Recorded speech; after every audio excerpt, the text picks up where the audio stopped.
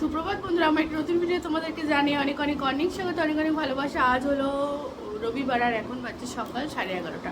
তো সকাল থেকে তোমাদের সাথে ভিডিওটা স্টার্ট করলাম। তো সকালবেলা আজকে ঘুম থেকে উঠতে দেরি হয়ে গেছে। কালকে রাতে অনেক রাতে মানে ঘুমানো হয়েছে, সবাই মিলে একসাথে ভূতের বইটই দেখছিলাম, তো সেই জন্য অনেক রাত হয়ে গেছে। ঘুমাতে ঘুমাতে 3টে বেজে গেছে।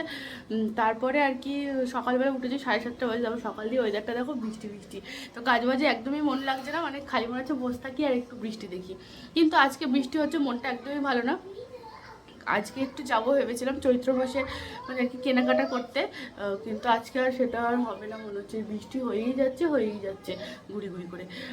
তো আজকেই লাস্ট রবিবার, তো দেখি কি হয়, ঠাকুরের কি ইচ্ছা। আজকে সকালবেলায় আর যেহেতু রবিবার তো সেই কারণে ও এনেছি কচুরি।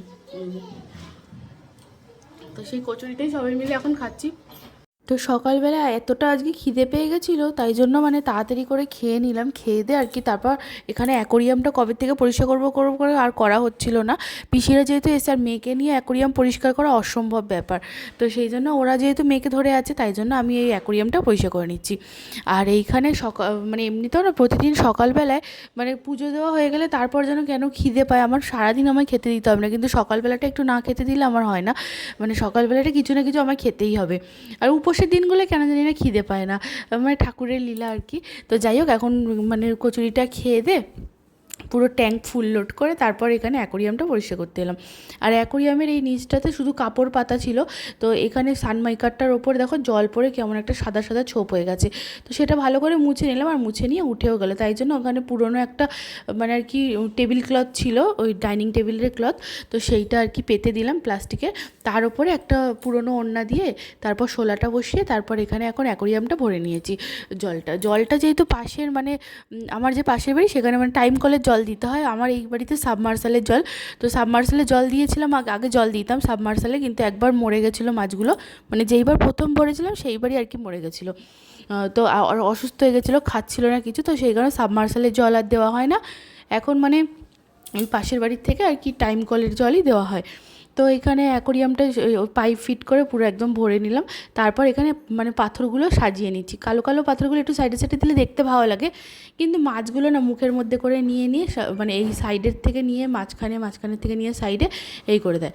আর এই বড় যে শার্ক মাছটা, এটা এত বড় হয়ে গেছে, মানে কি বলবো। আর মানে সমস্যা ওর আর একটা মানে জোড়া ছিল এটা, তো আর একটা মারা গেছে। আর এত লাফায়, একটুখানি আওয়াজ পেলে মানে হঠাৎ করে যদি ভয় পেয়ে যায়, মানে লাফিয়ে লাফিয়ে কিছুতেই লাফানো ওর বন্ধ হয় না। তো জল ফল পুরো ফেলে দিয়েছে, আর ওকে তোলা মানে কেউ তুলতে পারে না ওকে। তো আমিও পারি না, কিন্তু যাই হোক আজকে তো অনেক কষ্টে তুলেছি।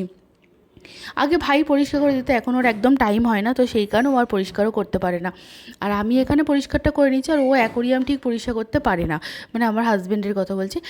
আর ওর আজকে সময়ও নেই, ও তাড়াতাড়ি বেরোবে, যেহেতু ওই বেলায় একটু বেরোবো বলেছি, তো সেই কারণে একটু তাড়াতাড়ি অফিস যাবে যাতে তাড়াতাড়ি চলে আসে। আর এখানে ঘরটা পুরো সারা বারান্দা জুড়ে পুরো জল হয়ে গেছে, এতটাই জল হয়ে গেছে মানে কাউকে বেরোনো পর্যন্ত বন্ধ হয়ে গেছে পুরো, মানে এত জল হয়ে গেছে। তো সেই জলটা মুছতে মুছতেই আরও কতটা টাইম গেল। তারপরে এই অ্যাকোরিয়াম পরিষ্কার করে সকাল দিয়ে সেরকম তো কিছু পরিষ্কার হয়নি, জানলাগুলোও মুছে নিচ্ছি ভালো করে। আর জানলাগুলো না বারবার না মুছলে হয় না। আর এখানে জানলাটা খোলা থাকে, আর পাশেই দেখছো যে ফ্ল্যাট হচ্ছে, তো সেই ফ্ল্যাটের সমস্ত ধুলো বালি সব কিছু, এমনিতে তো সিমেন্ট আসেই, তারপরে ধুলো বালি সব কিছু মিলিয়ে মিশিয়ে আর কি মানে পুরো জানলাটা বাজে হয়ে থাকে।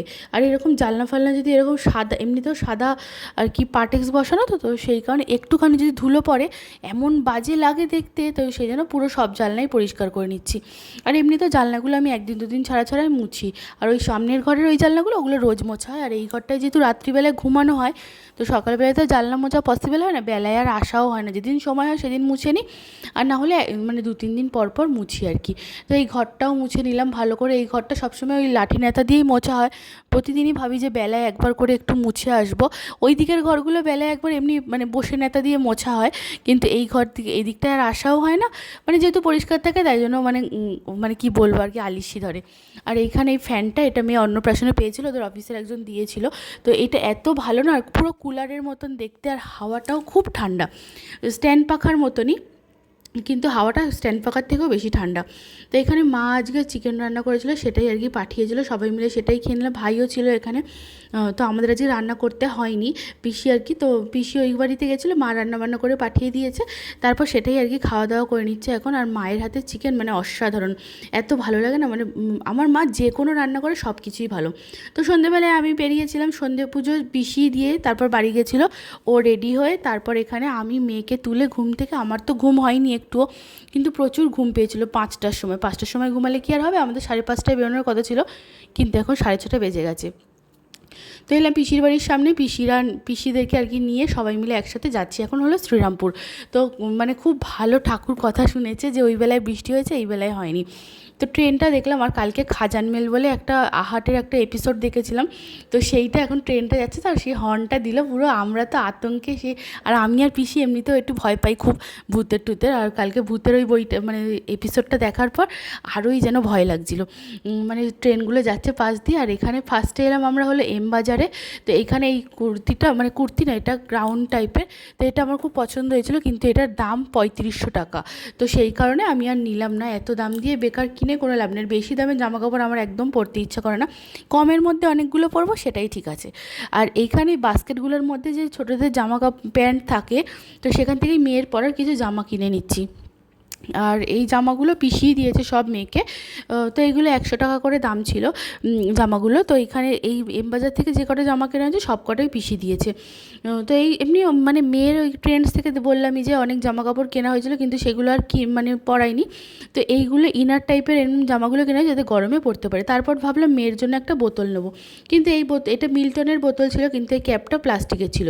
এই যে এইরকম টাইপের একটা বোতল বিশাল থেকে কিনেছিলাম, এই প্লাস্টিকের ক্যাপগুলো না ফেটে যায়, তো সেই জন্য আর নিলাম না। আর এখানে প্রত্যেকটা বোতল একজন বললো যে প্রত্যেকটা বোতলই ডিফেক্ট আছে কিছু না কিছু।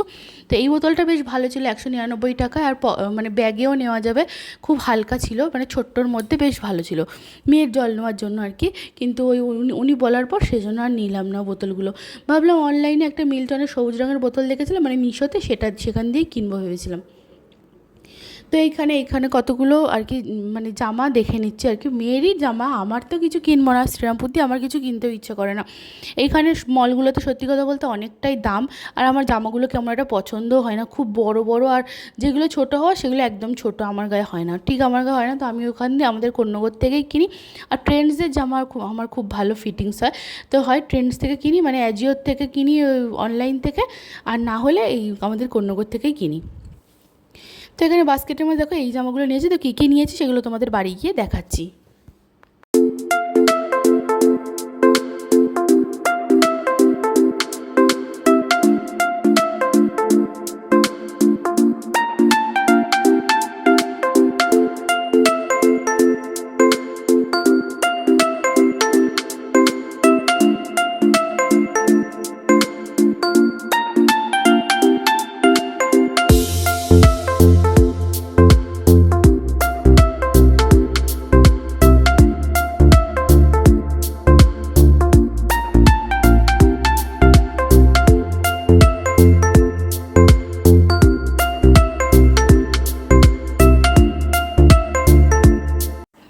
তো এম বাজার আর স্টাইল বাজার থেকে কেনাকাটা করার পর আমরা এলাম ফ্যাশন সিটিতে। তো এখানে ওদের জামা কাপড়গুলো ওরা স্টাইল বাজার থেকে কিনেছিল, মানে পিসা আর লালা ওরা কতগুলো কিনেছিল আমার, মানে ওদের জামা কাপড় আর কি। তো সেইগুলো আর কি আরও কিছু জামা কাপড় কেনার জন্য এলাম হলো ফ্যাশন সিটিতে। তারপর বোনের সেরকম জামা কাপড় কিছুই কেনা হয়নি, ওদিকে কিছুই পছন্দ হয়নি, তো মেয়ের জন্য কিনেছিলাম। আর বোন এমনি সবসময় পরার জন্য কিনেছে, তো এখানে 1 পিস নেবে বলছিল একটা, তো সেই জন্য এসেছিলাম আমরা ফ্যাশন সিটিতে। তো মানে একটা পছন্দ হয়েছে, তো কী নিয়েছি সেটা তোমাদের পরে দেখাচ্ছি। আর এখানে ফ্যাশন সিটির এই জামা টপগুলো খুব ভালো লাগছে, এগুলো 149 টাকা করে। আর এইগুলো না এখান দিয়ে জায়ের ছেলের জন্য নিয়েছি, আর আমার মেয়ের জন্য নিয়েছি। আর এইগুলো একটু ভালো কাজের মধ্যে ছিল, এগুলো একটা নিয়েছি, এগুলো 249 টাকা।